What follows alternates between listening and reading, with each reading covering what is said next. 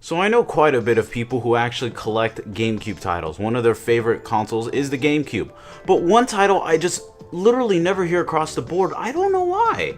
It's actually Custom Robo. Yes, I've heard it from maybe one or two friends, but other than that, I don't really hear it that much between collectors, online forums.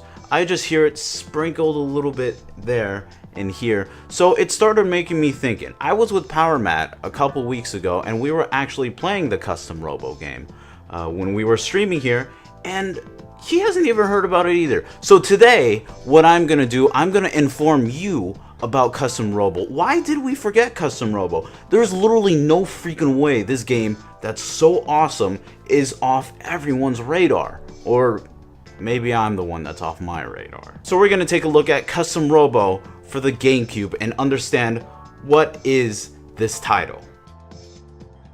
Custom Robo for the GameCube was released in May 10th of 2004, and it is one of the first Custom Robo games to come out in the States outside of Japan. See, there were actually 3 titles that were actually released prior to the GameCube version. There were 2 on the Nintendo 64. The regular one was Custom Robo. Second one was Custom Robo 2.0, and the third one was for the Game Boy Advance. I personally own Custom Robo 2.0. I haven't personally gotten a chance to actually play it yet, but from what it seems, it's a step down of what the GameCube version actually brings to the table. So if you don't know what Custom Robo is, it's basically pitting 2 customizable robots together. Both the opponent as well as you can customize your own robot using different parts that you can pick up throughout the game. Customize your robot, you pit them against your opponent, and it's really great to see it come together once you get everything there. You're throwing missiles, bombs, guns, everything. You're dashing left and right. But to truly see it come together is a very special thing. I personally love this game like crazy. Matches last about 2 to 3 minutes, so they are actually rather quick. But to actually play, it's something truly spectacular. And best of all, what this game actually boasts is a very great story mode, as well as a versus mode. There's a lot to this title actually. It isn't just pure combat. There's actually so much more into this. So today we're actually gonna dive into Custom Robo. We're gonna look at all these different aspects, how does it hold up today, and the important question of why did we actually forget Custom Robo throughout the years.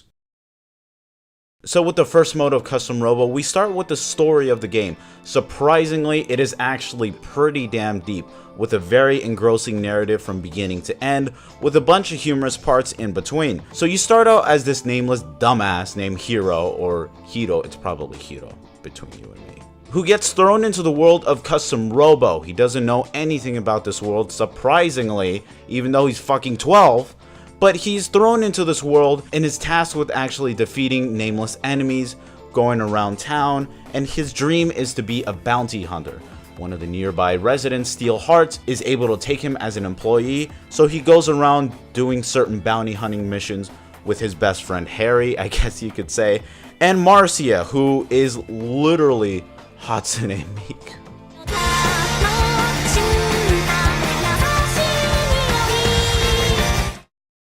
Now keep in mind, this game came out in 2004, right? Hatsune Miku was about in 2007, so let me tell you, you're gonna play your first Hatsune Miku game on Nintendo before anyone even knew it. So thank you very much, Noise and Nintendo. So besides that, it is a very simple story, but it is very fun, it is very engrossing. It is actually filled with quite a bit of little things here and there, and very humorous moments as well. They're actually very likable characters with full backgrounds, with full emotions. It's surprising. This is literally a customizable robot game, and here we are having these great characters behind there, and here I am having Hatsune Miku just singing her heart out. Thank you, girl. Guarantee you. Tell me you're playing a Miku game today, dude.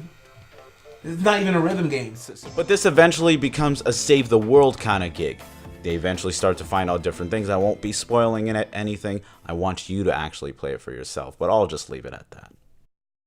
And I'm sorry to say Hatsune Miku isn't actually a playable character as a robot, but what you can do is actually customize your own robots in the gameplay. And what makes Custom Robo special, obviously, is the customizable parts. So at the heart of the game, it is 2 robots pit against each other. You, as the actual player, can go around the story mode and pick up different parts for your actual robot. You could also customize the body, the legs, the chassis, the mines, everything. Everything is literally customizable from head to toe.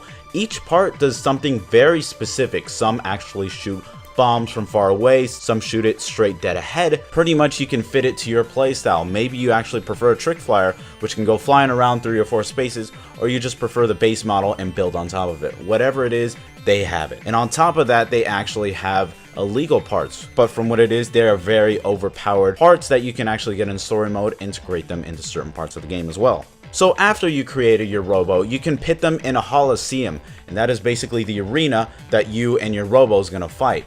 In story mode, it's already predetermined for you. However, if you go back into the multiplayer mode and you're playing with a friend, you can play whatever arenas you've already unlocked in story mode. So keep that in mind. You have to play story mode first to unlock everything. This is a very easy game to learn, but it is hard to master, so keep that in mind. The point of the game is to get your opponent's life to 0. But by doing that, you have to dodge between different sections, you have to shoot them, maybe you have to dodge them from here and there, use certain attacks to kind of bring them out at a certain point. You kind of will see it when you're looking at the gameplay, since I can't really explain it that well, but you can see it for yourself what I mean. And on top of that, you're just not fighting robots, you have this beautiful overworld that you can explore as well. It's basically little points in the overworld. You go with Marcia and then Harry, you go around going to different points. The story takes you around to different parts of the section. So it's nice to actually see everything integrated rather nicely into the story mode. And like mentioned previously, it does have local multiplayer. You and a friend can customize both your robots. And like I said, you have to play the story mode to get certain parts unlocked. So you won't get that much if you just barely started. Play the story mode first, then do local multiplayer. You and your friend will literally have a great time with this.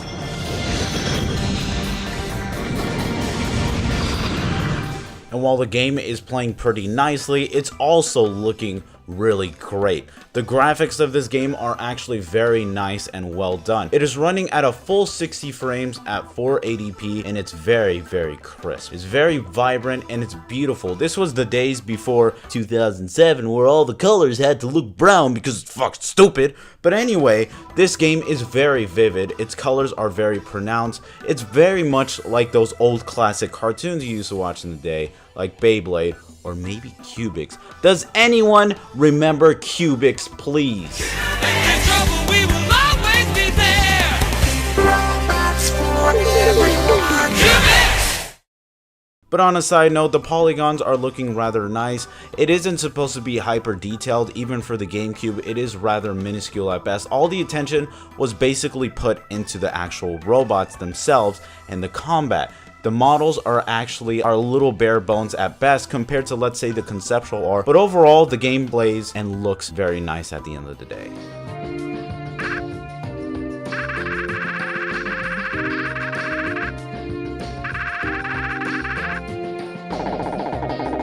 And giving a great Saturday morning cartoon kind of vibe along with the graphics, we got Takayuki Nakamura, who also worked on the Virtua Fighter series, Tobal 2, Air Guys, Xenosaga, and later worked on Custom Robo Arena, and then Rodea on the 3DS and the Wii. So you'll automatically know this game is gonna have a great soundtrack. It definitely hits home with certain scenes and music. He really has hit it really right, but it is a very upbeat and great kind of soundtrack. It really just uproots you and makes you feel good along with the combat. It is very engaging and energizing. He just really tips it off. And on side note, in case you are wondering on the price, it isn't anything spectacular like you have seen on my other previous Why Did You Forgets. It is actually very, very tolerable, ranging at 25 bucks complete sold, which is very nice. It is very doable, especially for you GameCube collectors. This is a title that you really need to own, and it is a lot of fun. So then the question kind of really appeals to us is, why did we actually forget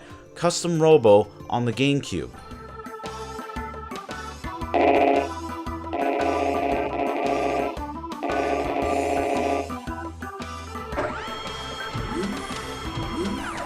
Alright, so what you've been waiting for, why have we forgotten about Custom Robo? So let's take a step back and look back in history and see the reviews that came out, for example. Some of the people actually considered it to be a knockoff of Pokemon. Others said there wasn't that much content or notoriety to it. There was just not enough bulk. Others said voice acting was bad. So there were different things here and there. But at the end of the day, there were some fans who actually did like the game. but because of the major critics, it wasn't really selling well, with the game only selling 0.29 million units in the States with 0.37 million worldwide. And this really isn't that much. This is actually low considered for other titles that came out in 2004, such as Twin Snakes, which sold at 48 million, and Zero Mission, which sold at 0.84 million. So gauging out what this is, not only was this game tanked by a lot of the reviewers, it was also tanked by other games that came out during that year, and this game kind of became overshadowed. And even now the game still isn't expensive, so you can still check it out for yourself and give it a shot. I'm telling you, this title is truly worth your time and your effort playing it. I am just floored with it.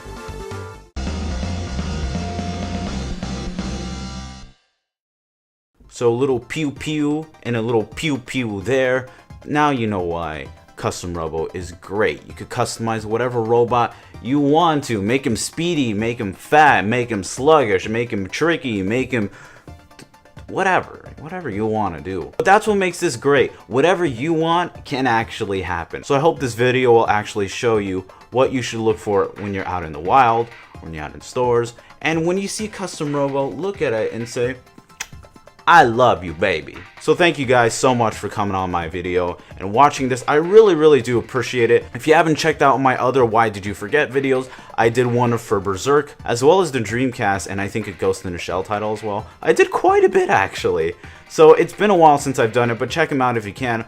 Also, I stream every single weekday at 9 p.m. Pacific time. I'm currently streaming the remake of Resident Evil, and oh, it's so good.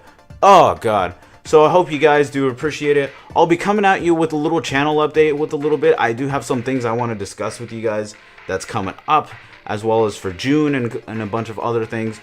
So thank you guys so much for all your support and love, and I'll see you next time.